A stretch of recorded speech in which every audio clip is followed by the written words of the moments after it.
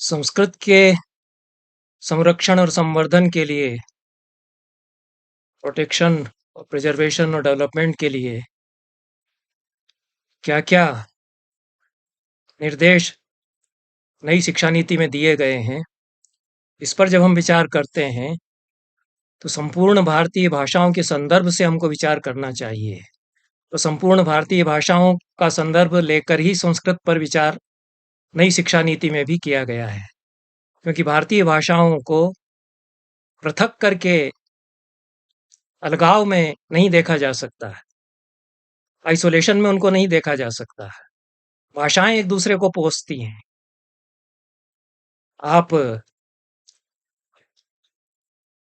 दो भाषाओं को एक साथ लेकर के चलेंगे तो वो एक दूसरे को पोषेंगी, संवर्धित करेंगी। इसलिए भाषाओं को परस्पर सहकार में सीखा जाए, ये वहाँ एक रिकमेंडेशन दिया गया है, संस्तुति दी गई, जो कि बहुत ही उचित है। कोई एक भाषा हम सीखते हैं तो केवल उसी भाषा के वाक्य और शब्द हम बताते रहें, तो जितनी अच्छी तरह से भाषा वह आएगी, उसकी अपेक्षा और भी अधिक अच्छी तरह से आएगी यदि उसकी सहवर्ती, उसकी सहगामिनी जो भाषाएं हैं, उनकी वाक्य रचना, उनकी शब्दावली भी साथ-साथ बताई जाए। तो दोनों भाषाओं को सीखेगा साथ-साथ, वे दोनों एक दूसरे को संवर्धित करेंगी उसकी स्मृति में, और भाषा कोश उसका बढ़ेगा। तो यह शिक्षार्थी का, तो यह बहुत आवश्यक है कि संस्कृत का अटूट संबंध है सभी भारतीय भाषाओं के साथ, समान शब्दावली है संस्कृत और अन्य भारतीय भाषाओं के बीच में, एक कॉमन हेरिटेज है। तो अपनी मातृभाषा को तो वह जानता ही है जो भी शिक्षार्थी है। संस्कृत किसी की भी मातृभाषा हमारे यहाँ नहीं है। कोई मातृभाषा जन्मतः जो प्राप्त संस्कार से उसको है, वह तो उसके भीतर है ही। उससे संबंध स्पष्ट करते हुए हम जब अन्य भाषा सिखाते हैं तो जल्दी अच्छी तरह से आती है। तो यदि वह काम जानता है तो कर्म समझेगा, भाग समझ रहा है तो भाग्य समझेगा। ये भाषाएं एक दूसरे से सहकार के द्वारा ज़्यादा अच्छी तरह सीखी जा सकती हैं। इसीलिए एक भाषाओं के सीखने का जो हमारे यहाँ पारंपरिक तरीका रहा है, वो अनुवाद का रहा है, कि जो हमारी मातृभाषा है उसमें अनुवाद, और मातृभाषा से संस्कृत में, अंग्रेजी में जो भाषा हमको सीखना है, शिक्षणीय जो भाषा है उसमें अनुवाद, और फिर साहित्य बहुत बड़ा माध्यम है ही। तो भाषाओं की पारस्परिकता, उनके अंतर अवलंबन, उनकी जो म्यूचुअलिटी है, इंटरडिपेंडेंस है, उसको ध्यान में रख करके संस्कृत तथा अन्य भाषाएं सीखी जानी चाहिए। और सदैव उपकारक होता है कि एक भाषा अलगाव में, आइसोलेशन में न सीखी जाए, अन्य भाषाओं के संदर्भ से सीखी जाए, तो वह भाषा भी जल्दी आती है और अन्य भाषाएं अपने आप उसके साथ खिंच करके आती हैं। तो संस्कृत को आइसोलेशन में सिखाने का यदि उपाय किया जाता है तो वह उतना अच्छा नहीं होगा, और संस्कृत का आनंद भी उसमें नहीं रहेगा। हम हिंदी, मराठी, गुजराती जो हमारी भाषाएं हैं, जो सहज रूप में हमारे साथ चली आ रही हैं, उनके साथ अंतः संबंध को स्पष्ट करते हुए संस्कृत की शिक्षा उनके साथ देते हैं और अनुवाद प्रणाली को भी उसमें अपनाते हैं, तो यह ज़्यादा संस्कृत के लिए उपकारक होगा, संस्कृत शिक्षा के लिए उपकारक होगा। यह एक बात ध्यान में रखना चाहिए। दूसरी बड़ी महत्वपूर्ण बात जो मैं यहाँ स्पष्ट करना चाहता हूँ, कि पूरी हमारी शिक्षा प्रणाली में भाषाओं को बराबर महत्व नहीं दिया गया है, अपेक्षित महत्व नहीं दिया गया है। भाषा शिक्षण पर वजन जितना जाना चाहिए, उतना नहीं वजन गया है उस पर, और ये बड़ी कमी है। हमने समझ लिया है कि हम तो टेक्नोलॉजी पढ़ा देंगे, विज्ञान पढ़ा देंगे, भाषा के बिना कैसे पढ़ाएंगे? मूल तो भाषा ही है। तो हमारे यहाँ हमारे पुरखे, हमारी प्राचीन शिक्षा प्रणाली में भाषा अध्ययन पर बहुत जोर दिया गया। जो 6 वेदांग है, 6 जो वेदांग हैं, वेदों को जानने के लिए 6 वेदांग जानना चाहिए। उसमें 4 तो सीधे-सीधे भाषा से संबंधित हैं। शिक्षा, कल्प, निरुक्त, ज्योतिष, छंदस और व्याकरण, ये 6 वेदांग है। उनमें शिक्षा, उच्चारण की शिक्षा, निरुक्त एटिमोलॉजी, शब्दों का इतिहास, शब्दों का निर्वचन जानना, और छंदस, भाषा की लय, भाषा के छंद, भाषा की रिदम, उसको पकड़ना, और व्याकरण, ये 4 वेदांग भाषा से संबंधित हैं। वो हमारे गुरुकुलों में, हमारी पाठ्यचर्या में 6 वेदांगों में 4 वेदांग तो भाषा अध्ययन से संबंधित हैं। भाषा यदि अच्छी होगी तो हर विषय हमको हृदयंगम होगा।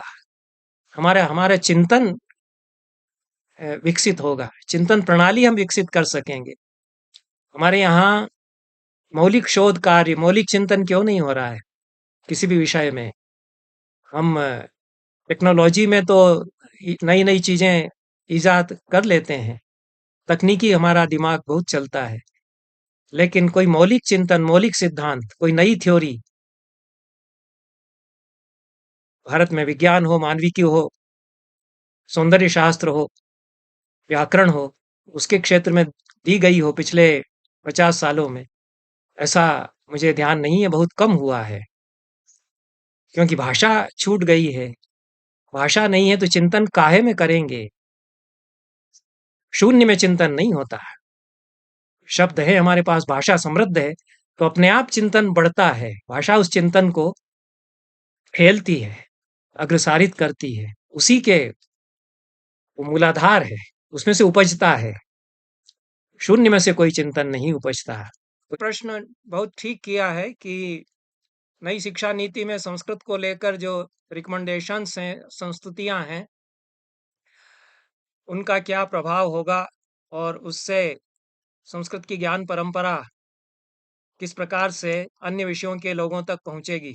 तो मैं समझता हूं कि वो जो रिकमेंडेशंस हैं, वो जो संस्तुतियां हैं, उनको यदि जो उनके पीछे भावना है उसके साथ लागू किया जाए तो उससे संस्कृत की ज्ञान परंपराओं को सारे देश में और बाहर तक विदेशों में पहुंचाने में मदद मिलेगी और उसमें कई नए क्षेत्र खुल सकते हैं। जैसे हमने बात की कि जो काव्यशास्त्र के कुछ सिद्धांत हैं, उनको अन्य विषयों के साहित्य के विभागों के लोगों को इस प्रकार से पढ़ाया जाए कि उनके यहाँ जो काव्य चिंतन है, दूसरी भाषाओं में, विदेशी भाषाओं में, अलग-अलग देशों के काव्यशास्त्र में जो चिंतन है, उसमें किस प्रकार से उसका तालमेल बैठता है और उसकी क्या विशेषता है वहाँ के काव्य चिंतन के संदर्भ में। तो जैसे ध्वनि सिद्धांत है, वो थ्योरी ऑफ सजेशन, सजेस्टिविटी, उस पर पश्चिम के लोगों ने भी कुछ ध्यान दिया है और टी.एस. इलियट उस तरह की बात कहते हैं कि कविता में गूंज होती है, कविता अपना जो प्रभाव छोड़ती है। पर हमारे यहाँ के जो आचार्य हैं वो बारीकी से विश्लेषण करते हैं, ध्वनि की जो कई कोटियाँ बताते हैं और कितने प्रकार के ध्वनित व्यंग्यार्थ हो सकते हैं, इसका वे विश्लेषण करते हैं। तो हमारे जो विश्लेषणात्मक उपकरण हैं, द टूल्स फॉर एनालिसिस, वो ज़्यादा वहाँ पर उपयोगी हो सकते हैं। वहाँ पर यदि सिद्धांत में सामान्य बातें कही गई हैं, तो हमारे यहाँ विशेष उसको बना कर के और ज़्यादा बारीकी से, सूक्ष्मता से विचार हुआ है। तो इस पर तो कुछ लोगों ने काम किया है, मुझे जानकारी है। एक प्रोफ़ेसर कंटक हैं, अंग्रेजी के प्रोफ़ेसर थे। दूसरे एक शाह हैं, पूरा नाम मेरे ख़्याल में जे.एम. शाह, वो भी गुजरात के हैं।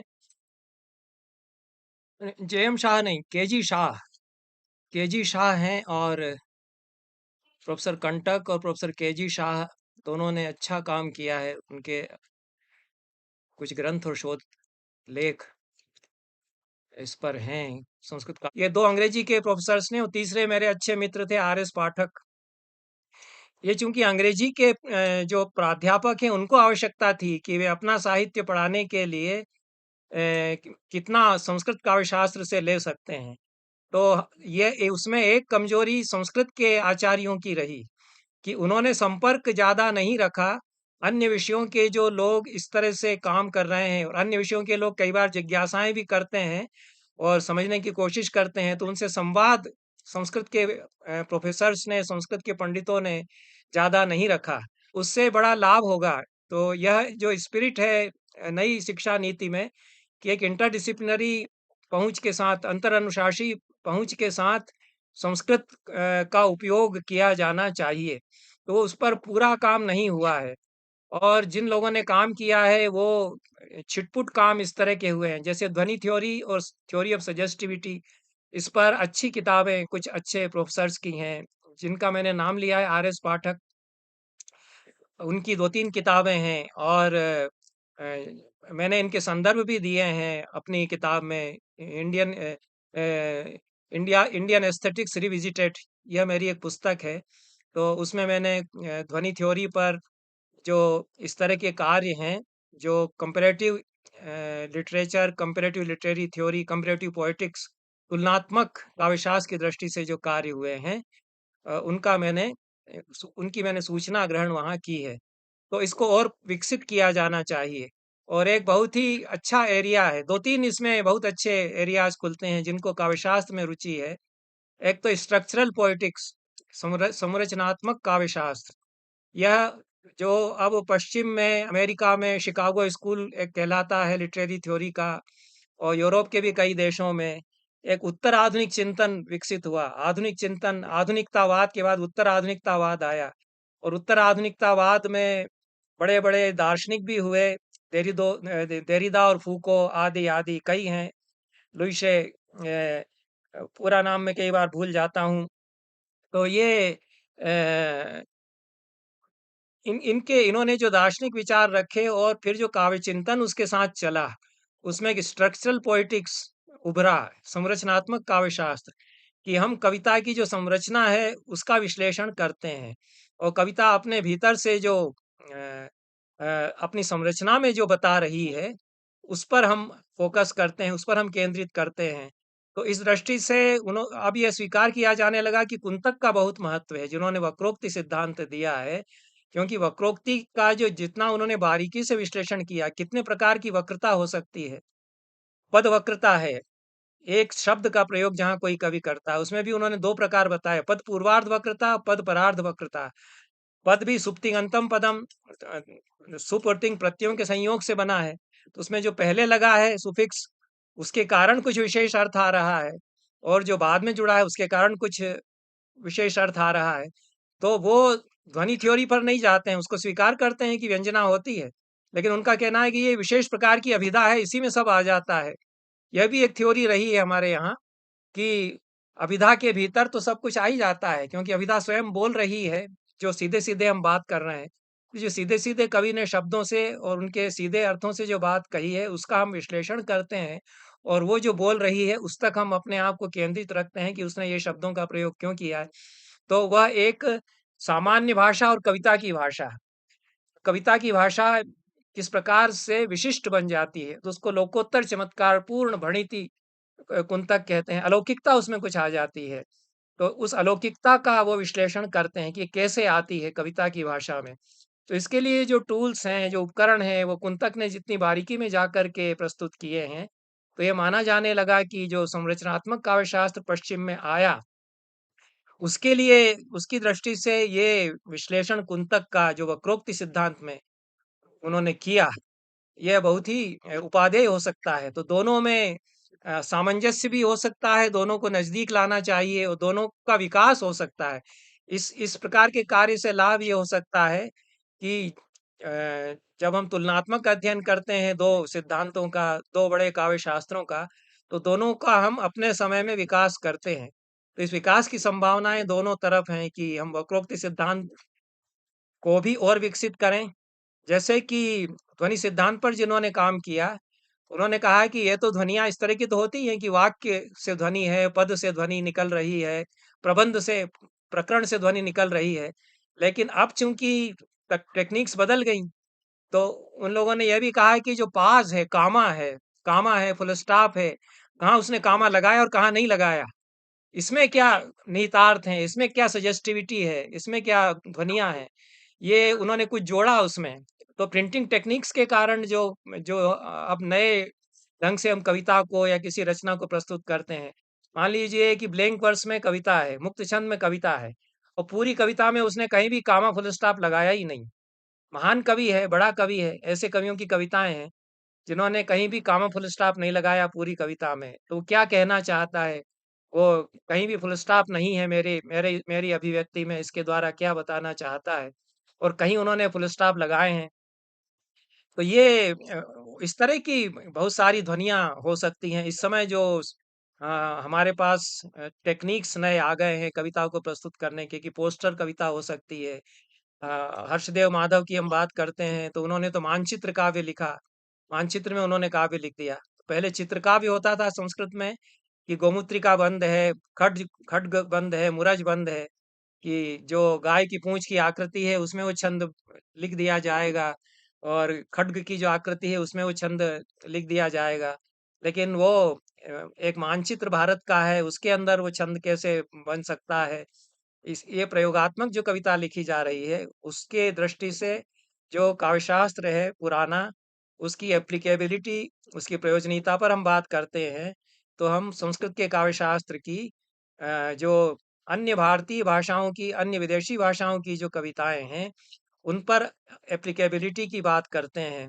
तो हम दोनों को विस्तार देते हैं, कि जो काव्यशास्त्र की कैटेगरीज़ हैं, वो भी मल्टीप्लाई की जा सकती हैं, उनमें भी नया चिंतन हो सकता है, कि अब ध्वनि जो है दूसरे प्रकार से भी हो सकती है, अन्य प्रकार से भी हो सकती है। जैसे कि संगीत शास्त्र में जो संगीत के प्रोग्राम होते थे, उनमें पहले माइक नहीं था। अब बहुत ही सोफिस्टिकेटेड सेंसिटिव माइक आ गए, और कितनी देर वो कितना टाइम लगाते हैं जो बड़े गायक हैं, कि माइक जो साउंड सिस्टम है उसको एडजस्ट करने में, तो उससे उसका प्रभाव बहुत बढ़ गया।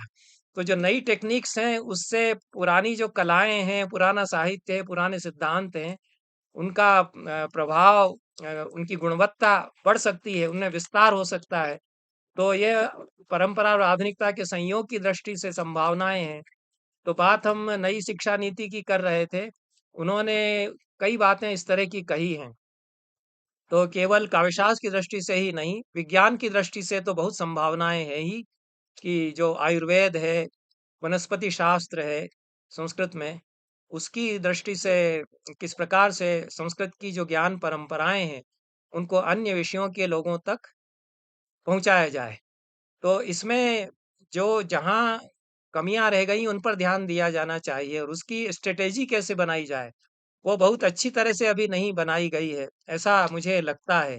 क्योंकि जो काम हो रहा है उसमें या तो जो विशेषज्ञ हैं, असली विशेषज्ञ जो हो सकते हैं, उनसे संवाद उतना नहीं हो पा रहा है। हाँ, वही मैं कह ही रहा था। जैसे कि मेरा विषय नाट्यशास्त्र है, तो उसका उसकी तरफ कोई ध्यान नहीं देता। मैं कह रहा हूँ कि नाट्यशास्त्र एक ऐसा टेक्स्ट है जिसने कि वर्ल्ड कल्चर, विश्व संस्कृति के निर्माण में 2000 साल तक योगदान दिया है। मैं तो दक्षिण पूर्व एशिया के देशों में गया, थाईलैंड में गया, तो वहाँ मैं 3 साल रहा। तो नाट्यशास्त्र का कितना असर है, वहाँ जो थिएटर है उस पर। जापान में हम जाते हैं, नाट्यशास्त्र का कितना असर है, और वो इसको एक्नॉलेज करते हैं कि ये विद्या हमारे पास भारत से आई। वहाँ जो मंदिरों में है वो नाट्यशास्त्र के कर्ण और अंगहार बने हुए हैं। आप पेराम्बुदुर का मंदिर देखें, थाईलैंड के जो मंदिर हैं, तो वो लोग याद करते हैं कि भरत मुनि थे। उनका उच्चारण थोड़ा अलग है, तो ब्रोथ ब्रोथ कहते हैं, और कर्ण और अंगहारों का प्रयोग वो करते हैं अपने डांस में, अपनी रामलीलाओं में। तो पूरे साउथ ईस्ट एशिया के देशों में जो भरत मुनि का नाट्यशास्त्र है, उसने वहाँ की सांस्कृतिक गतिविधियों को बहुत ही प्रेरित किया। और भारत में तो जितने भी नाट्य रूप हैं, लोक नाट्य हैं और लोक नृत्य हैं, पारंपरिक नृत्य जो है, क्लासिकल डांसेस जो हैं, वो तो नाट्यशास्त्र की परंपरा में विकसित हुए ही हैं। तो ये एक ऐसा टेक्स्ट है जिसका उपयोग किया जाना चाहिए, और उसमें बहुत बड़ी संभावनाएं हैं। मैं ये कहता हूँ कि हमको अगर ये बताना है कि हमारा राष्ट्रीय रंगमंच क्या है, नेशनल थिएटर हमारा क्या है, तो नाट्यशास्त्र के अनुसार विकसित होगा। नाट्यशास्त्र के अनुसार जो थिएटर बनेगा, वो हमारा राष्ट्रीय रंगमंच होगा, क्योंकि भरत मुनि ने 2500 साल पहले बताया कि नाटक ऐसे खेलना चाहिए, उसका रंगमंच इस तरह से होगा। तो हमने उस तरह का कोई अभी तक थिएटर ही नहीं बनाया, थिएटर की बिल्डिंग ही नहीं बनाई हमने उस तरह की।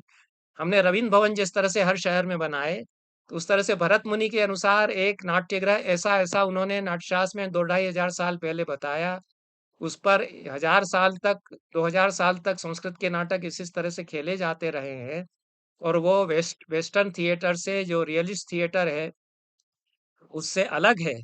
उसका पूरा सिस्टम अलग है। वो भारत की जो जीवन दर्शन है, जो हमारी जीवन पद्धतियाँ हैं, हमारा जो कालबोध है, टाइम और स्पेस के जो हमारे कॉन्सेप्ट्स हैं, उनके हिसाब से वो थिएटर ज़्यादा हमारे लिए अनुकूल है, और उसका सिस्टम भी पूरा अलग है। तो हमको उसको बनाना चाहिए था। कहीं भी पूरे भारत में एक बिल्डिंग ऐसी कोई बनाने की कोशिश नहीं की गई, जिसके बारे में कहा जाए कि ये नाट्यशास्त्र इतना बड़ा ग्रंथ है, विश्वकोशात्मक ग्रंथ है, उसके प्रावधानों के अनुसार हम इसमें नाटक खेल करके देखेंगे। जबकि जो थिएटर के लोग हैं वो मानते हैं कि जो भरत मुनि ने नियम बताए हैं, सिस्टम बताया है, उसके अनुसार नाटक, कोई भी नाटक खेला जा सकता है और वो लोग खेलते भी हैं, लेकिन वो टेम्परेरी स्ट्रक्चर बनाते हैं। वो लोग मतवारणी है, रंगपीठ, रंगशीर्ष है, और नेपथ्य ग्रह में दीवाल अगर है तो उसकी जगह पर्दा, और 2 एंट्री के लिए उससे जो स्पेस और उसका जो कॉन्सेप्ट बनता है उसको वो ला करके कोशिश करते हैं। और जो भरत मुनि के अभिनय की पद्धति है उसके हिसाब से नाटक खेल करके जो बड़े महान निर्देशक है उन्होंने देखा कि कवलम नारायण पणिक्कर हैं, कुछ हद तक बीवी कारंत हैं। लेकिन हमने उसके लिए कोई ऐसा अ, सांस्थानिक स्तर पर प्रावधान उसके लिए संस्थागत स्तर पर नहीं किया गया कि उसके लिए हम एक पूरी सुविधा प्रदान करेंगे ऐसे लोगों को जो उसमें प्रयोग करना चाहते हैं। इसी तरह से आयुर्वेद है, तो उसमें तो बड़ी संभावनाएं खुल रही हैं। तो जो वैद्य है, चरक सुश्रुत आदि का अध्ययन करके और बाद में 18वीं 19वीं शताब्दी तक आयुर्वेद के नए ग्रंथ लिखे जाते रहे। उनमें नए-नए नुस्खे हैं, जो नई बीमारियां आ गई तो वो नई जड़ी-बूटियां खोज करके उसके अनुसार प्रयोग करके लाते हैं। तो ऐसे मैंने नए ग्रंथ कई देखे, तो उसको भी कुछ सुविधा दी जानी चाहिए, वो उनको प्रमोट किया जाना चाहिए।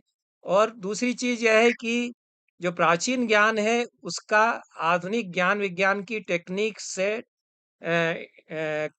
डायलॉग स्थापित किया जाना चाहिए कि जो आयुर्वेद के विशेषज्ञ हैं, उनका जो मॉडर्न मेडिसिनल साइंस है, उनसे भी डायलॉग हो, और एक दूसरे की बात सुने, एक दूसरे की बात समझें। तो कंपार्टमेंटलाइजेशन कई बार हो जाता है कि आयुर्वेद वाले कहते रहते हैं कि हमारा आयुर्वेद इतना श्रेष्ठ है, एलोपैथी तो इतना जहर फैला रही है, और वो तो उन्होंने जो टीका दिया वो तो कुछ भी नहीं है, हम तो ऐसी दवाई बना देंगे कि टीके की कोई जरूरत नहीं है, कोई वो नहीं है। तो ये संवाद की स्थिति नहीं है। क्या पूरी तरह से उन्होंने जो मॉडर्न मेडिसिनल साइंस है उसके सारे सिस्टम्स को समझ लिया है फिर बोल रहे हैं, या केवल अपने शास्त्र के महात्म्य वर्धन के लिए वो कह रहे हैं? तो ये संवाद क्यों टूटता है कि अपने शास्त्र के महात्म्य वर्धन के लिए हम क्लेम बड़े-बड़े, वी मेक लार्ज क्लेम्स, बड़े क्लेम्स करते हैं कि इसमें तो सब कुछ आ गया, अब हमको कोई ज़रूरत ही नहीं है। हमारे पास तो, हम तो रॉकेट भी बना लेते थे, हमारे पास तो हवाई जहाज भी थे, हमारे पास परिवार नियोजन के लिए भी सारे साधन थे, और एटम बम भी हम बना लेते थे, तो हमें अब कोई ज़रूरत नहीं है। ऐसा हम क्लेम करते हैं, लेकिन लेना पड़ता है हमको वहाँ से, क्योंकि वहाँ जो प्रयोगशाला में जो टेक्नोलॉजी के जो टूल्स हैं, वो बहुत विकसित हो गए, तो उनका उपयोग करना पड़ता है। इसलिए संवाद की स्थिति होना चाहिए कि कंपार्टमेंटलाइजेशन नहीं होना चाहिए। तो इस तरह के प्रयासों में शायद थोड़ी कमी है, और नई शिक्षा नीति ने अगर इसको रेफर किया है कि इस तरह के प्रयास होना चाहिए, तो और भी जो शास्त्र छूट गए हैं, जैसे आपने कहा कि अर्थशास्त्र है। अब जैसे मैं ये कहता हूँ कि अगर मुझसे कहा जाए कि 5-6 आप संस्कृत के ग्रंथ बताइए, जिनका कि वर्ल्ड कल्चर के, विश्व संस्कृति के निर्माण में योगदान रहा है, तो ऋग्वेद, रामायण, महाभारत, कौटिल्य का अर्थशास्त्र, पाणिनि की अष्टाध्यायी और नाट्यशास्त्र, ये 6 किताबों के नाम मैं सबसे पहले लेता हूँ। तो जिस तरह से नाट्यशास्त्र बाहर गया और उसने बहुत बड़ा कंट्रीब्यूट किया, वहाँ की दूसरे देशों की कल्चर को बढ़ाने में, उसको ऊपर उठाने में, कौटिल्य का अर्थशास्त्र भी बाहर गया। और सारे भारत में तो उसका उपयोग राजाओं ने किया ही, गवर्नेंस में उसका बहुत उपयोग किया, क्योंकि टाउन प्लानिंग कैसे हो, रूरल डेवलपमेंट कैसे हो, इंटरनेशनल रिलेशनशिप्स कैसे हो, इस पर कौटिल्य ने बहुत गहरी बातें कही हैं, उसके पीछे कई शताब्दियों का गहरा चिंतन है। लेकिन थाईलैंड में हमको बताया गया कि वहाँ पर दक्षिण पूर्व एशिया के देशों में अर्थशास्त्र भी गया, और उसकी मदद वो लोग लेते हैं, वहाँ के राजा लोग, कि कौटिल्य कोई थे, उन्होंने ये बातें कही हैं, तो उसका हमको ये अच्छी हैं राजनीति के लिए, गवर्नेंस के लिए। तो अर्थशास्त्र तो गवर्नेंस और जो पूरा डिप्लोमेसी है उसकी किताब है, केवल इकोनॉमिक्स की किताब नहीं है। तो उसका बड़ा बड़ा स्कोप है। तो इस तरह के जो बहुत सारे शास्त्र और भी हैं, क्योंकि हम केवल संस्कृत में साइंस है, उसकी बात करने लगते हैं तो हम भूल जाते हैं कि वहाँ एस्थेटिक्स, कलाएँ और सोशियोलॉजी, सोशल साइंसेज़ इस पर भी बहुत सारे शास्त्र हैं, जो कि बहुत उपयोगी हैं, तो उन पर भी ध्यान दिया जाना चाहिए। अब ज़रूरत ये है कि कैसे हम इसको आधुनिक विषयों के सिलेबस में ले जाएँ, इस पर काम ज़्यादा नहीं हुआ और ख़ास तो ज़रूरत उसकी थी। उसमें कमी ये रह गई है कि इंजीनियरिंग के सिलेबस में मॉडर्न मेडिसिनल साइंस के सिलेबस में और भी जो जैसे मैनेजमेंट के कोर्स हैं, उनके सिलेबस में संस्कृत के शास्त्रों से हम कितना ले जाएँगे? इस पर बहुत गहराई में जाकर के प्रयास नहीं हुआ है। ऐसा मुझे लगता है, हो सकता है कि मेरी गलतफ़हमी हो, क्योंकि मुझे सब तो जानकारी नहीं हो सकती है। लेकिन जितना मैं जानता हूँ, जैसे मैंने प्रयास किया कि मैनेजमेंट के लिए हम मैनुअल तैयार करें, जो कि एमबीए और बीबीए के जो कोर्सेज़ हैं यूनिवर्सिटियों में, वहाँ पर वो लोग विचार करें कि क्या हम ये प्रिस्क्राइब कर सकते हैं। तो मैंने तो इकोनॉमिक्स के बहुत बड़े आचार्य हैं, वो संस्कृत के भी अच्छे पंडित थे, उनसे कहा कि आप ऐसा एक मैनुअल बना दीजिए। तो मैनुअल उन्होंने बनाया, बहुत मेहनत भी की। लेकिन मुझे ये लगा कि जो बातें उसमें हैं, उनको वो लोग कह सकते हैं कि ये हमारे यहाँ बताई जाती हैं। उन्होंने पहले कह दिया, तो हम तो उसको कहते ही आ रहे हैं। अब उन्होंने उसमें पूरा रामायण में जो राम के 50 या 75 सवाल हैं भरत से, उसका पूरा एक टेक्स्ट अनुवाद सहित रखा। तो बहुत ही अद्भुत है वह। बहुत सुंदर लगता है कि राम जो पूछ रहे हैं उसमें पूरा गवर्नेंस और पूरी इकोनॉमिक्स, वो बड़े भारी अर्थशास्त्री हैं, उसके हिसाब से वो सवाल कर रहे हैं और राजा प्रशासक तो बहुत अच्छे थे ही। तो भरत से जैसे वो पूछते हैं कि तुम अपने सैनिकों को, अपने नौकरों को नियमित रूप से पगार, सैलरी देते हो कि नहीं? अब ये तो ऑब्वियस है कि जो भी मैनेजमेंट पढ़ाएगा वो ये बताएगा कि कारपोरेट को, मैनेजमेंट को, अपने कर्मचारियों को सैलरी रेगुलरली पे करना चाहिए। अब उसको हम यही कह सकते हैं कि जो बात वो कह रहे हैं हमारे पुरखों ने बहुत पहले कह दी, लेकिन उसको हम सिलेबस में उनको पढ़ाएँगे तो कहेंगे ये हम जानते हैं। तो ऐसी समस्याओं पर हमने विचार नहीं किया, हम खुश होकर के कह देते हैं कि वो बातें हमारे यहाँ बहुत पहले कह दी गई। बहुत पहले हमारे यहाँ कह दी गई हैं, लेकिन उन लोगों ने यह मालूम ना होते हुए भी कि संस्कृत में शास्त्रों में ये कहा है, उन्होंने भी कह दी। तो हम क्या करें? अगर उसके अलावा उन्होंने कोई और बड़ी ऐसी बात कही हो जो आजकल ना पढ़ाई जाती हो, तो उसको निकाल के बताना चाहिए। हमारे यहाँ की टेंडेंसी है कि कोई नई थ्योरी आती है मॉडर्न साइंस में, तो उसको हम निकाल के बताने लगते हैं कि ये तो हमारे यहाँ है ही है। जैसे बोसोन थ्योरी आई तो हमारे यहाँ एक सज्जन है, वो तुरंत उन्होंने ऋग्वेद और सब वेद निकाल के बता दिया कि बोसोन थ्योरी तो हमारे यहाँ है ही है। और मान लीजिए कि आइंस्टीन की थ्योरी ऑफ रिलेटिविटी आई तो हम लोगों ने कहना शुरू किया कि वो तो हमारे यहाँ है ही है। हालाँकि उसमें जो पूरे मैथमेटिकल कैलकुलेशंस हैं वो नहीं हैं। टाइम और स्पेस की रिलेटिविटी की बात हमारे दार्शनिक करते रहे, दिक्काल की सापेक्षता की बात। लेकिन जो आइंस्टीन के मैथमेटिकल कैलकुलेशंस हैं, वो तो सारे शायद नहीं हैं उसमें और मैं नहीं जानता। तो मुझे ये क्लेम नहीं करना चाहिए कि आइंस्टीन ने जो कहा वो तो कह दिया। मैंने आइंस्टीन को पूरा नहीं पढ़ा। थोड़ा बहुत जितना पढ़ता हूँ, मुझे लगता है कि उसमें बहुत गहरा मैथमेटिक्स भी है। वो मेरी इतनी नहीं है अक्ल मेरी कि उसको मैं पूरा अच्छी तरह से समझ जाऊँगा। मैं मोटी-मोटी बातें समझता हूँ जो छोटे अच्छे पॉपुलर उदाहरण वो दे कर के बताते हैं कि आप रेल में जा रहे हैं, आप बाथरूम की तरफ जाते हैं और रेल उल्टी तरफ जा रही है, तो आप बाथरूम की तरफ जा रहे हैं और वो आप टाइम और स्पेस में एक तरफ उधर जा रहे हैं, एक तरफ इधर भी जा रहे हैं, कुछ इस तरह की रिलेटिविटी है। आप कभी आपको लगता है कि 1 घंटा जो है उसकी जगह 5 मिनट आपको लगता है, कभी 5 मिनट आपको 1 घंटे की तरह लगता है। तो ये सब बातें तो हमारे यहाँ के फिलॉसफर भी कहते हैं, इसलिए हमने मान लिया है कि थ्योरी ऑफ रिलेटिविटी सब हमारे वेदों में समझा दी गई है। लेकिन क्या जो लोग ये क्लेम करते हैं, उन्होंने आइंस्टीन की सारी किताबें, उस पर जो इतना काम हुआ है, वो सब पढ़ लिया है, तब क्लेम कर रहे हैं? ये सवाल आता है। तो जो हाइटोल क्लेम्स करने वाले लोग हैं, वो जब हमारे सिलेबस में हम ये लगा दें, वो लगा दें, इस तरह की बात करते हैं, तो कई बार वो बहुत गंभीरता से नहीं लिया जाता है। क्योंकि वहाँ ये आ जाता है कि ये बहुत ज़्यादा हमारे लिए कारगर नहीं होगा। ये हो सकता है कि थोड़ी मोटी-मोटी बातें हों, जो हम जानते भी हैं। तो ये इसमें ये कमी मेरे हिसाब से है। बाकी संभावना बहुत है, मैं मानता हूँ। जैसे आयुर्वेद में अनेक नुस्खे ऐसे हो सकते हैं, जो कि मॉडर्न मेडिसिनल साइंस को मालूम नहीं है। अब जो सिलेबस डिज़ाइन करें, उनको मॉडर्न मेडिकल साइंस के एक्सपर्ट्स के साथ बैठ करके और आयुर्वेद के भी जो बहुत गहरे जानकार हैं, उनको बैठ करके तब ये डिवाइस ये निकालना चाहिए कि ये चीज़ें मॉडर्न मेडिसिनल साइंस में मालूम नहीं है, ये हम आयुर्वेद से निकाल करके इनको देंगे और ये उनको प्रेस्क्राइब करना चाहिए, तभी वो इंसिस्ट कर सकते हैं।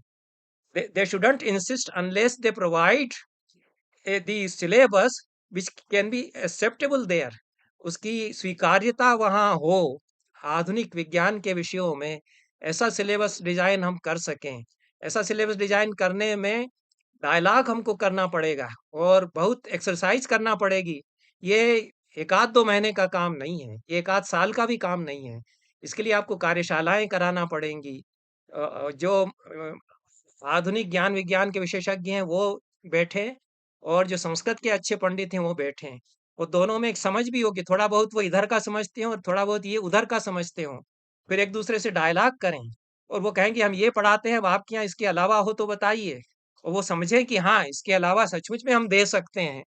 तब तो बात होगी, नहीं तो वो जैसा मैनेजमेंट के लिए हम सिले वो मैनुअल बनवाया, हमने उलट-पुलट के देखा तो हमको लगा कि जो इकोनॉमिक्स के मॉडर्न इकोनॉमिक्स पढ़ाते हैं, उनको ये चीज़ें ऑब्वियसली मालूम हो सकती हैं। इस तरह की सामान्य बातें हो सकती हैं। कई बार हम उनको बहुत बढ़िया भाषा में प्रस्तुत करते हैं। ये हमारी बड़ी कला है।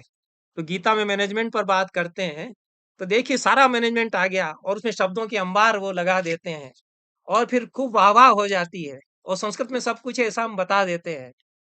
तो मैं बहुत ज़्यादा इससे प्रभावित नहीं हो पाता, क्योंकि कॉर्पोरेट्स की क्या ज़रूरतें हैं और इस समय थोड़ा माहौल इस तरह का है कि आप वाह-वाह करा लीजिए और सचमुच में क्या हो रहा है, यह थोड़ा-सा गंभीरता में जाकर के विचार करना चाहिए और उसके लिए थोड़ा माहौल बनाना चाहिए। वो माहौल भी तो अभी पूरी तरह से नहीं बन पाया है, क्योंकि हम लोग थोड़ा जल्दबाजी में है। पूरी पॉलिटिक्स, पूरी राजनीति, पूरी शिक्षा नीति सब कुछ थोड़ा जल्दबाजी में हो रहा है। और जी, हाँ, मैं ज़्यादा बोल गया, आप बताइए। नहीं नहीं, ये जल्दबाजी आपने बताया ना पॉलिटिक्स में, तो 2024 के इलेक्शन से पहले सब कुछ कर लेना है गवर्नमेंट को। वो जल्दबाजी रहती है, वो वो जल्दबाजी है, रहती है बस वही मैं और कह उसमें हमको इम्प्लीमेंट कर देना है। कई बार ताबड़तोड़ काम होते हैं कि जब मान लीजिए कि हमको जो मॉडर्न साइंस है, वो तो एक अलग दिशा में हम चले गए कि उसको संस्कृत में या हिंदी में या भारतीय भाषाओं में अनुवाद करके हमको उसके माध्यम के लोगों के लिए प्रस्तुत करना है। तो ये तो बहुत ही बड़ा काम है और अनुवाद का काम बहुत ही मैं जानता हूँ कि कितना बड़ा काम है। उसमें कितनी मेहनत होती है। तो जो आधुनिक ज्ञान विज्ञान की किताबें हैं, उनका सही अनुवाद कराना ये अपने आप में बहुत बड़ा काम है। और हमने मान लीजिए तुरंत इम्प्लीमेंट कर दिया कि हम हिंदी माध्यम से इंजीनियरिंग की और मेडिकल साइंस की पढ़ाई करेंगे और हमने लागू भी कर दिया और तुरंत पाठ्यपुस्तकें भी आ गईं। तो अब वो क्या करेगा? वो उसमें जितने अंग्रेजी के शब्द हैं उनको लिखता जाएगा, लिपि में हिंदी देवनागरी लिपि में लिख देगा, बात तो वही रहेगी। तो ऐसा तो पहले से हो ही रहा है। जो कोई भी ऐसे अध्यापक नहीं हैं, मेरे ख्याल में नहीं होंगे जो सच्चे अध्यापक हैं, कि वो अंग्रेजी में बोल रहे हैं और कोई अंग्रेजी नहीं समझता है तो वो उसको न बताना चाहें। हमारे तो जो बहुत अच्छे अंग्रेजी के प्रोफ़ेसर्स थे, वो हिंदी में पढ़ाते थे और सच्चा ज्ञान हमने अंग्रेजी साहित्य का जो प्राप्त किया, वो उन लोगों से प्राप्त किया है। वो जानते थे कि ये गाँव से आए हुए बच्चे हैं, अब बीए में इंग्लिश लिटरेचर ले लिया, वो जल्दी-जल्दी अंग्रेजी में बोलते जाएँगे शेक्सपियर के बारे में, उतना नहीं समझेंगे। तब वो फिर हिंदी में बोल के उसको बताते हैं। अगर उसको आता है सचमुच में, अंग्रेजी साहित्य का सचमुच में उसको ज्ञान है, तो वो अपनी भाषा वो तो उसकी भाषा तो मातृभाषा तो अंग्रेजी नहीं है, उसकी मातृभाषा तो हिंदी ही है, प्रोफ़ेसर वो अंग्रेजी के हैं। तो हिंदी में भी बोल के उसको बताएँगे तब मुझे पता चलेगा कि सचमुच में वो जानते हैं। और वो ऐसा करते थे जो अच्छे प्रोफ़ेसर्स हमारे थे अंग्रेजी साहित्य के।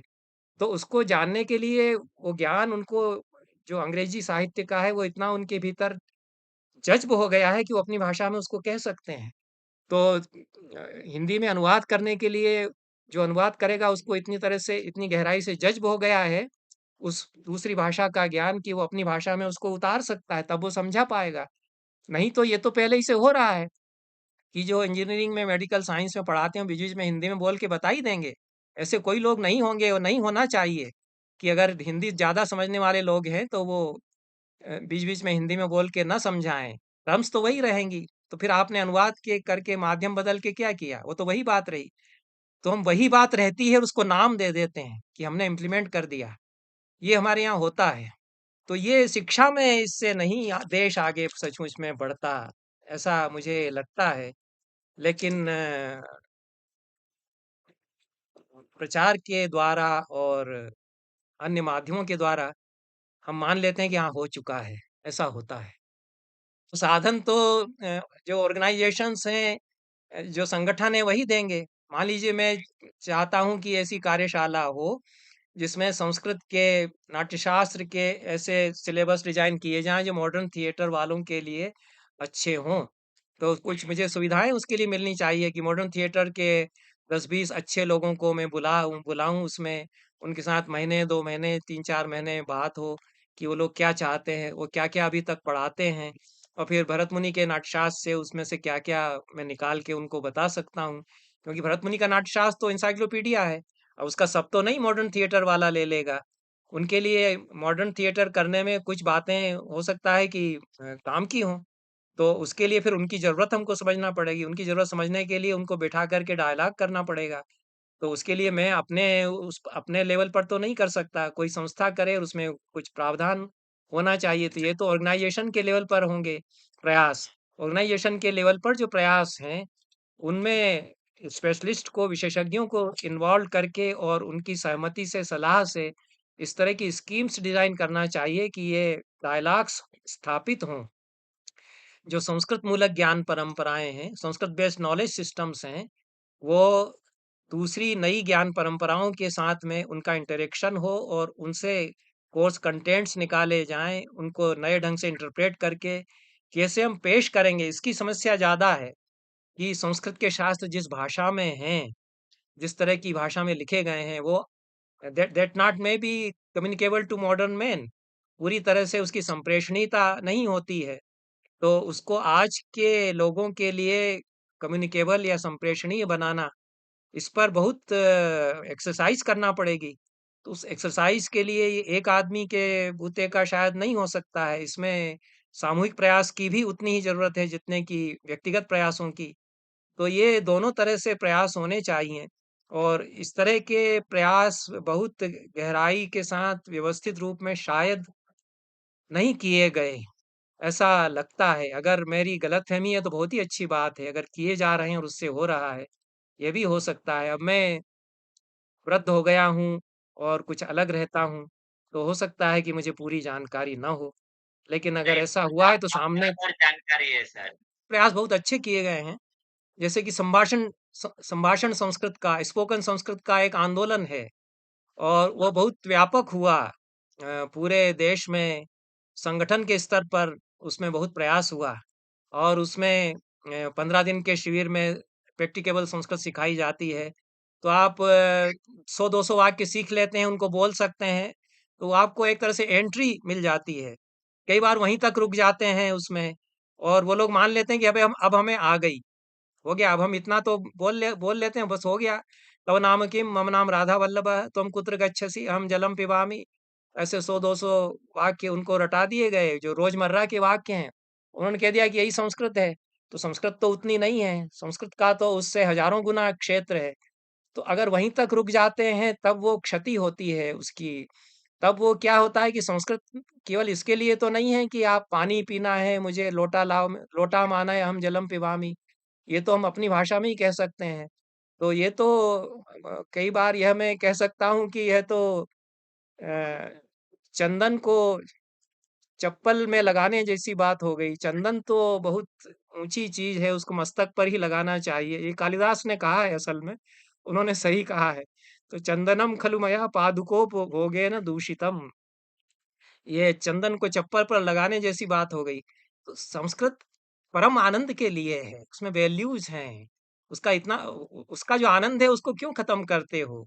अब वो तव नाम किम मम नाम किम हम जलम पिबामी उस तई में खत्म कर दिया उसको अगर हमने, तो जो उसका रस है और वो मैं जानता हूँ अपने अनुभव से कि वैसा रस दूसरी भाषा में नहीं आ सकता, क्योंकि उसकी जो लय है उसकी जो छंदोबद्धता है और उसमें जो आनंद है, वो उसकी जरूरत है दुनिया को, क्योंकि दुनिया में वो लय टूट गई, जीवन हमारा टूट गया और वो रस हमसे छूट गया। तो उसको देना चाहिए, हम उसकी कोशिश करते हैं कि लोग उसके लिए संस्कृत के पास आएं। तो वो एक बहुत बड़ा प्रयास है कि संस्कृत को हम व्यवहारिक ज्ञान दें। उसमें कोई यदि यह मान कर के संस्कृत का प्रचार करता है कि हम इसको इस तरह से जन जन की भाषा बना देंगे कि सब इसी को केवल बोलेंगे, बाकी भाषाएं नहीं बोलेंगे, तब तो मैं उसका विरोध करता हूँ, क्योंकि भारत में संभव नहीं है। भारत तो हमेशा बहुभाषी देश रहा अनादिकाल से। वेद के ऋषि भी कहते हैं कि इस धरती पर कई कई भाषाएं बोलने वाले लोग बसते हैं। ये धरती माता है, इसकी गोद में कई भाषाएं बोलने वाले लोग रहते हैं। ये तो सनातन काल से, क्योंकि इतना बड़ा देश है, ये कोई इजराइल थोड़ी ही है कि आपने उनके पास भाषा उनकी खत्म हो गई, वो उसमें बाइबल लिखी थी तो उसके आधार पर उन्होंने हिब्रू भाषा को रिजरेक्ट कर लिया और उन्होंने कह दिया कि हमारी भाषा होगी, उसको कहा कि बोलो इसको। उन्होंने किस तरह से उसको प्रैक्टिकल बना दिया, उनकी अच्छी टेक्निक्स थी। उस तरह से आप भारत में नहीं कर सकते, क्योंकि भारत में विकल्प हैं, वहाँ उनके पास विकल्प नहीं था। उन्होंने कहा हम विदेशी भाषा अंग्रेजी जर्मन वगैरह का उपयोग नहीं करेंगे, हम जर्मनी से भाग करके आए, हमारी भाषा थी वो छूट गई, हम उसको फिर से प्राप्त करेंगे। तो हमारे पास तो ये समस्या नहीं है ना कि संस्कृत खत्म हो गई और हमको उसको फिर से पाना है। हमारे पास तो संस्कृत भी है, हमारे पास हजार भाषाएं उसके अलावा हैं। संविधान में 22 भाषाएं हैं, फिर 127 भाषाएं हैं, फिर 500 लिस्टेड बोलियां जिनको कहते हैं वो हैं। उसके अलावा भी कई भाषाएं हैं, वो सब फल फूल रही हैं, यही हमारी खूबसूरती है। तो हम कहें कि ये कॉन्सेप्ट जो है हमको, ये कॉलोनाइजेशन ने दिया। उनको अथॉरिटेरियन रूल चलाना था, तो उन्होंने कहा कि एक अंग्रेजी होगी, बाकी सब भाषाओं को खत्म करो यहाँ। तो ये तो अथॉरिटेरियन रूल का लक्षण होता है कि हम केवल एक भाषा को प्रचारित करेंगे और वही भाषा रहेगी। तो कोई ये समझ कर के अगर संस्कृत का प्रचार प्रसार एक मिशन की तहत करता है कि केवल यही भाषा अब रह जाएगी, हमारी तो भाषा यही है, वेदों की पुराणों की भाषा यही है और यही जन जन की भाषा थी, तो केवल यही भाषा थी पहले, ऐसा तो मैं भी नहीं मानता, मैं नहीं मान सकता। और केवल यही रह जाएगी, बाकी सब खत्म हो जाएंगी, ऐसा भी मैं नहीं मान सकता। तो संस्कृत का प्रचार प्रसार जो आधुनिक भाषा शिक्षण की टेक्निक्स हैं, उनके द्वारा किया जाए। बोलचाल की भाषा उसको पहले बोलचाल की भाषा के रूप में हम सिखाएं, फिर हम उसके द्वारा प्रवेश कराएं, तो वो एक एक एंट्री के लिए स्टेप भर होगा, पहली सीढ़ी भर वो होगी। और उसके लिए तो स्वर्ग तक ले जाने वाली सीढ़ियां हैं, तो अनंत श्रृंखलाएं हैं उस सीढ़ियों की।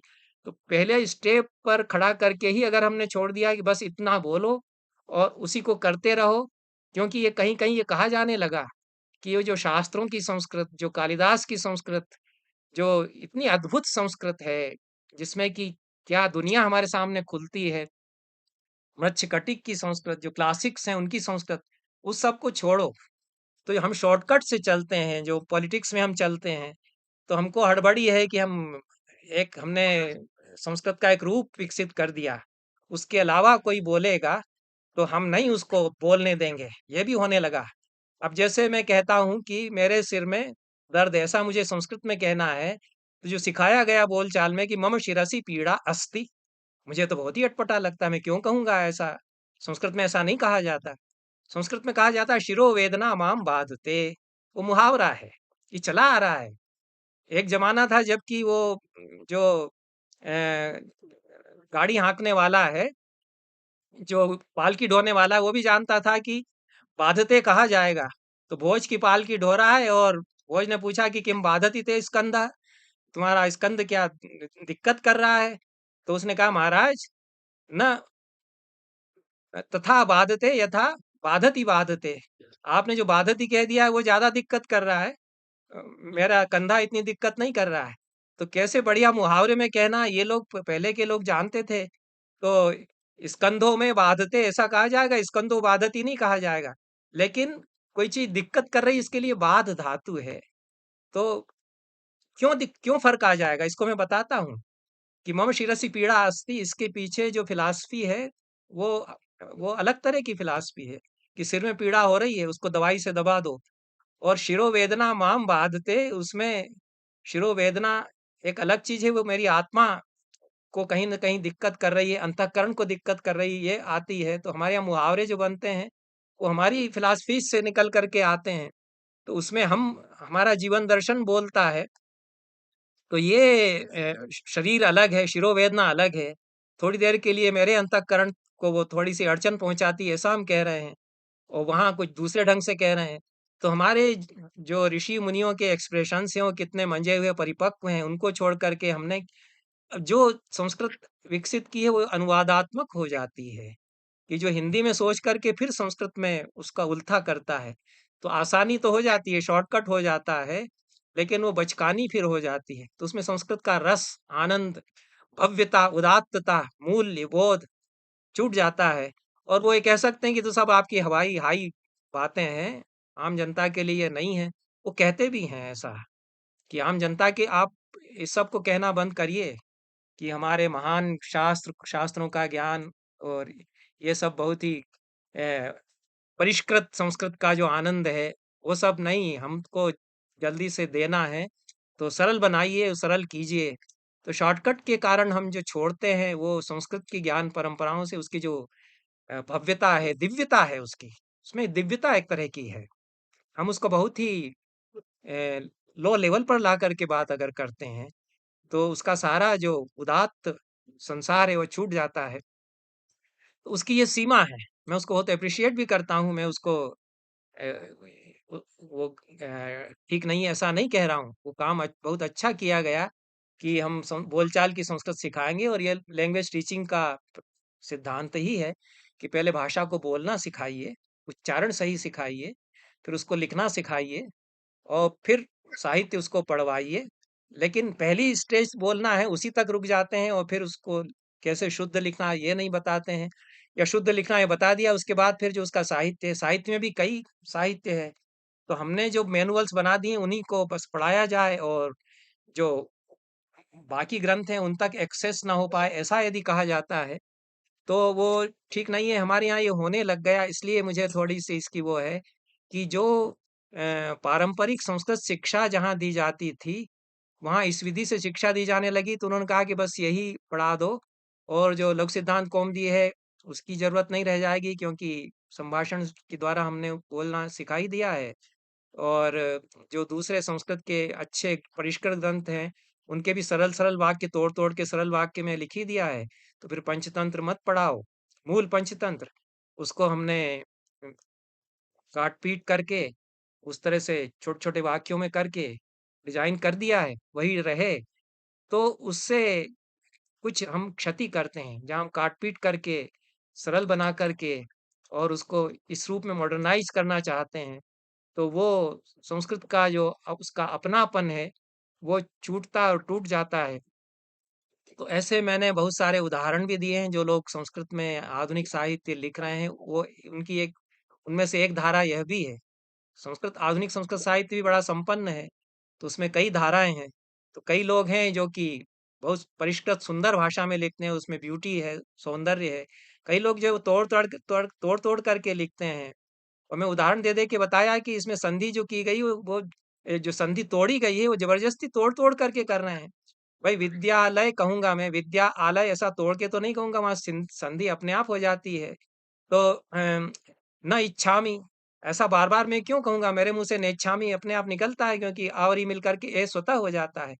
वो जो भाषा की सहज प्रक्रिया है उसके हिसाब से वो संधि बनी है। जो जो स्वतः होगा, जिसमें कि सौंदर्य भी आएगा और वो कृत्रिमता नहीं रहेगी, ऑटोमेटिकली वो होता है बोलने में। तो ना आगच्छामि, तो ना आगच्छामि ऐसा मैं क्यों कहूँगा? नागच्छामि मेरे मुँह से अपने आप निकलता है, मैं उसको वो तो स्वतः प्रक्रिया है कि अकार-वकार मिलकर के दीर्घ-कार हो जाता है बोलने में। तो ना आगच्छामि ऐसा नागच्छामि मैं कहूँगा। अब वो लिखने वाला कहानी, शॉर्ट स्टोरी लिखता है, वो जगह-जगह ना आगच्छामि ऐसा हर बार लिखता है। तो आप बच्चे के लिए लिख रहे हैं वहाँ तो ठीक है, आप तो उपन्यास लिख रहे हैं बड़ा, और बड़ा प्रौढ़ लोगों के लिए उपन्यास लिख रहे हैं, तो क्या उनमें इतनी बुद्धि नहीं आई होगी अभी तक कि वो ना आगच्छामि इसको नागच्छामि होता है ये समझ जाएँ अभी तक। तो ये जो हम ज़बरदस्ती कर रहे हैं, तो एक कृत्रिम संस्कृत हम बना रहे हैं उसके द्वारा। कृत्रिमता तो भाषा को ख़त्म कर देती है, वो तो भाषा की हत्या उसमें हो जाती है। सहजता को छोड़ कर के यदि आप उस तरह की भाषा बनाएँगे कि ये हमारा फ्रेमवर्क ये है, इसमें लिखा जाए, तो वो फिर सहजता बाधित होती है। जी, और कुछ आपको पूछना हो, कहना हो? मॉडर्न रिलेवेंस की दृष्टि से एक एरिया जो है वो कंप्यूटर साइंस का है और उस पर चर्चा भी हम लोग करते रहे हैं, उस पर कुछ काम किया गया है। तो ये रिक ब्रिक्स ने 1980 के आसपास, जो नासा में बड़े साइंटिस्ट हैं, उन्होंने ये बात कही थी कि आर्टिफिशियल इंटेलिजेंस के लिए, नेचुरल लैंग्वेज प्रोसेसिंग के लिए संस्कृत आइडियल लैंग्वेज, आदर्श भाषा हो सकती है। तो उन्होंने स्टेटमेंट दिया था, वो नासा के माने हुए साइंटिस्ट हैं। तो उनसे पूछा गया कि क्यों संस्कृत को आप मानते हैं? तो उन्होंने आइडियल लैंग्वेज मशीन के लिए, तो उन्होंने कहा है कि ये अनएम्बिगुअस भाषा है, इसमें कोई एम्बिग्यूइटी नहीं होती। तब उनको बताया गया कि संस्कृत में तो कविताएँ भी लिखी जाती हैं और बोलचाल में भी संस्कृत खूब बोली जा रही है, अखबार निकलते हैं। तो जो भाषा व्यवहार में प्रचलित है उसमें तो एम्बिग्यूइटी आ ही जाएगी। कविता लिखी जा रही तो कविता में तो एम्बिग्यूइटी गुण माना जाता है।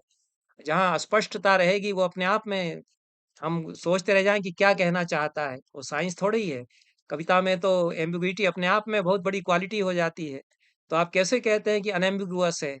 तो उन्होंने रिसर्च की हुई थी, तो उन्होंने रिसर्च पेपर अपने 2 छापे, वो रेफर होते हैं हमारे यहाँ, कि आर्टिफिशियल लैंग्वेज के लिए, आर्टिफिशियल इंटेलिजेंस के लिए और नेचुरल लैंग्वेज प्रोसेसिंग के लिए कौन-सी संस्कृत को मैं बता रहा हूँ। तो उन्होंने कहा कि जो पाणिनियन संस्कृत की कैटेगरीज़ हैं, उनके आधार पर जो मशीन की भाषा बनेगी या नव्य न्याय की जो संस्कृत है, उसके लिए मैं कह रहा हूँ। फिर उन्होंने उदाहरण देकर के बताया कि क्यों ऐसा मुझे लगता है कि यह देवदत्तः ग्रामं गच्छति, इसको व्याकरण की भाषा में ग्राम गमनानुकूल व्यापारवान देवदत्तः ऐसा कहा जाएगा।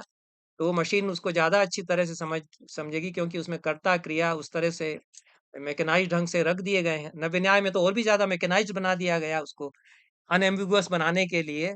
तो वो भाषा मशीन समझ सकती है, बोलचाल की भाषा नहीं है। बोलचाल की संस्कृत फिर अलग हो जाएगी, जो हम संभाषण शिविरों में सिखाते हैं।